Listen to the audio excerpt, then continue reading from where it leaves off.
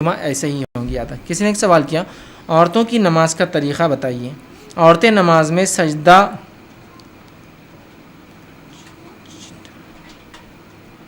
چپٹا کر کرتی ہے، چپکا کر کرتی ہے، اس کو کر سکتی ہے کیا؟ اور رفع دین کرنا فرض ہے کیا؟ دو سوالوں نے کیے. تو دیکھیے، عورتوں کی نماز اور مردوں کی نماز میں شریعتاً کوئی فرق نہیں ہے. ایسی کوئی روایت صحابیات سے یا صحابہ سے ثابت نہیں ہے جس میں کسی صحابیہ نے یہ کہا ہو کہ ہم نماز ایسی پڑھتی، صحابہ نماز ایسے پڑھتے یا رسول اللہ نماز ویسے پڑھتے. کوئی روایت نہیں. بلکہ ابو داؤد کی ایک روایت ہے ام دردہ رضی اللہ عنہا کے تعلق سے آتا ہے، جو کافی مشہور معروف اور ایک کافی مشہور صحابیہ ہے. ان کے تعلق سے آتا ہے کہ جب وہ نماز پڑھتی تو ویسے ہی پڑھتی جیسے مرد پڑھتے. سمجھ رہے ہیں بات کو؟ تو عورتوں اور مردوں کی نماز میں فرق نہیں، بلکہ رسول اکرم صلی اللہ علیہ وسلم کی حدیث واضح، سلو کما رأیتمونی اصلی، نماز ویسی پڑھو جیسے مجھے پڑھتا ہوا دیکھتے ہو.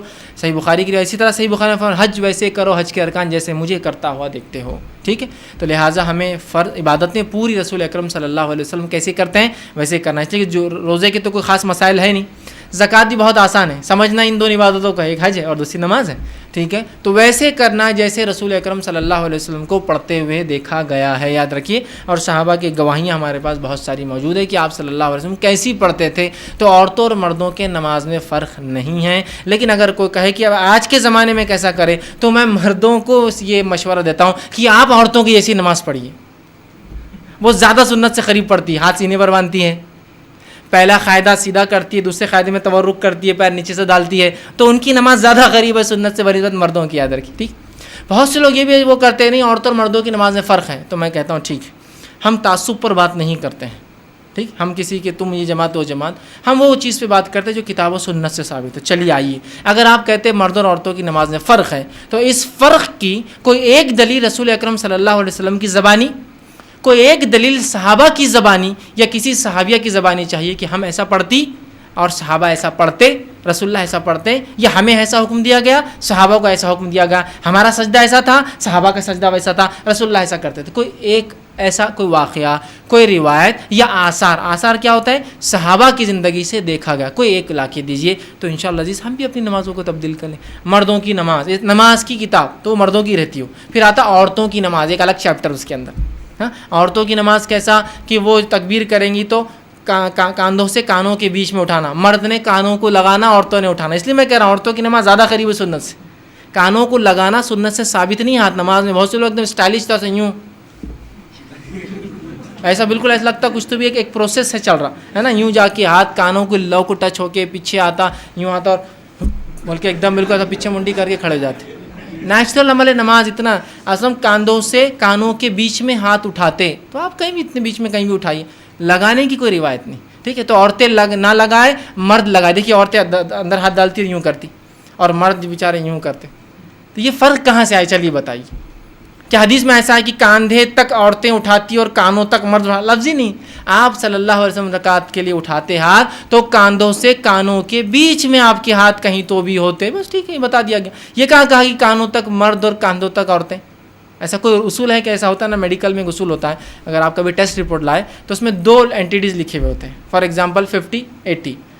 تو 50 to 80 نہیں ہوتا ہے، 50 لیڈیز کے لیے ہوتا ہے، 80 جینٹس کے لیے ہوتا ہے. اس میں فرسٹ لیڈیز کی رہتی، سیکنڈ اینٹیٹی وہ جینٹس کی رہتی. اگر 50 سے اوپر ہے تو لیڈیز کو مارک کر دیتا ہے کہ بھائی تمہارا 60 مطلب یہ ہائی ہے. جینٹس کا رہا تو نہیں کرتا مارک، اس لیے کہ 80 تک جینٹس ہوتا ہے. تو 50 to 80 نہیں ہوتا ہے، 50 لیڈیز کے لیے. تو ایسا کچھ ہے کہ حدیث میں کہ لیڈیز کے لیے کاندھے تھے اور جینٹس کے لیے کان تھے؟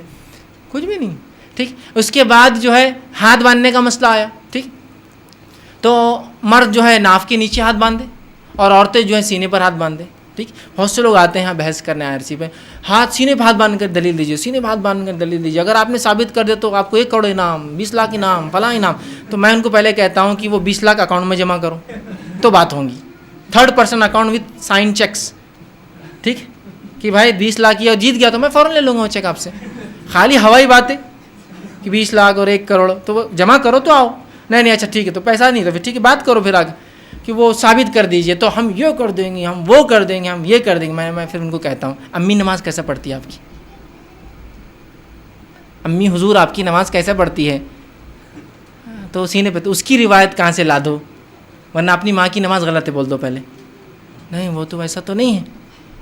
تو پھر ان کو کہاں سے لائے تم نے سینے پہ؟ چلو وہ دلیل ہمارے لیے بھی مان لو، چلو وہ دلیل ہمارے لیے بھی مان لو، وہ بحث وہ فلاں میں یہ ہے، اس پہ تو وہ راوی پہ وہ ہے، وہ سب آپ چھوڑ دو ایک طرف تھوڑا دیر، صرف اتنا بولیے آپ کے مسلک میں عورتیں سینے پر باندھتی ہے تو ان کی نماز ہوتی ہے کیا؟ تو پھر مجھے بھی اجازت دے دیجیے آپ باندھنے، یا ان کی دلیل کیا وہ دلیل میری بھی ہے، تو وہاں ہی منہ بند ہو جاتا ہے ان کا، خواہ مخواہ بحث کر کے کیا فائدہ؟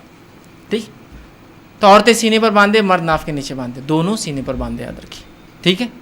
اس کے بعد عورت جب سجدہ کرے، جو فرق کے بعد وہی بتا رہا ہوں، فرق کے پوائنٹ، عورت سجدہ کرے تو ایسا سجدہ کرے کہ اس کا پیٹ اس کے مانڈیوں پر چپک جائے، اس کا سینہ اس پہ چپک جائے، اور اس کے بعد اس کا ناک سر اور اس کے پورے ہاتھ ایسے چپک جائے کہ ادھر سے کچھ نہ دکھے، چمٹ کر سجدہ کرے۔ کیوں؟ اور وہ سجدہ بھی کیسا؟ آپ صلی اللہ علیہ وسلم سجدے میں جاتے تو ہاتھ رکھتے، ٹھیک ہے، پھر پیر رکھتے، یہ پہلے پورا بیٹھ جاتے عورتیں، بیٹھنے کے بعد پھر سجدہ نہیں کرتے، اپنے مطلب مانڈی پہ لیٹ جاتے، سمجھ لیجیے، پہلے سیدھا بیٹھ جاتے ہیں پھر لیٹ جاتے ہیں، ایسا بالکل یوں کر کے۔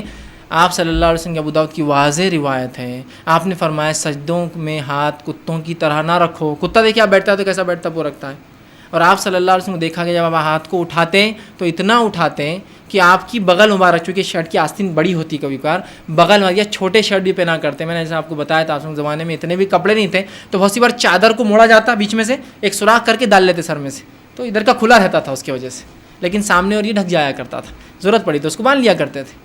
تو آپ کے بغل مبارک کی سفیدی نظر آتی، روایت میں نظر آتے آپ کے بغل، آپ جب سجدہ کرتے، لیکن یقیناً جب ہم جماعت میں ہوں گے مرد بازو بازو تو مشکل، لیکن امامت میں آپ کو دیکھا گیا نا، تو ظاہر سے امام کو جگہ ہوتی ہے، ہم کو نہیں ہوتی ہے، لیکن چپکانے کے لفظ نہیں، نہ آپ ایسا چٹکاتے نہ آپ ایسا چٹکاتے، تو ہاتھ کو اوپر رکھنا ہے، کون نہیں، عورت ظاہر سے عموماً عورتیں گھر میں اکیلی پڑتی ہیں، تو آپ بھی ویسی نماز پڑھیں گی، ہاتھ رکھ کے بالکل اٹھا کر، کوئی کہ ایسا نہیں عورت چپک کر پڑھے تو دلیل، ہم کو دلیل چاہیے، نہیں فلاں اتنے بڑے لوگ غلط ہو سکتے، دیکھیے بڑے غلط اور یہ غلط تو آپ کے جہاں بڑے ہیں ان کے بھی بہت سے بڑے ہیں، کس کے بڑوں کی سننا، سب کے بڑے ہیں یہاں تو ہے نا، اور بڑے بڑے ہیں، مطلب سیدھے چھوٹے موٹے بڑے نہیں، القاب تو ایسے شروع ہوتے علامہ، فاضل، مولانا، یہ وہ نام آتا ہی نہیں، مطلب سے ڈھونڈتے چلو آپ نام کہاں ہے اس میں، آخر میں ان کا نام ہے نا، تو بہت بڑے بڑے ہیں، سب کے پاس بڑے ہیں، آپ سے بڑے ان کے پاس بڑے ہیں، بہت سی ایک جماعت والے بولتے ہیں بھائی ہم صحیح ہیں، تو آپ سے بڑے تو ان کے پاس، ان کی ٹوپیاں بڑی اور ان کے لوگ بھی بڑے، تو بتائیے اب ان کے بڑوں کی سنیں آپ کی بڑوں کی سنیں،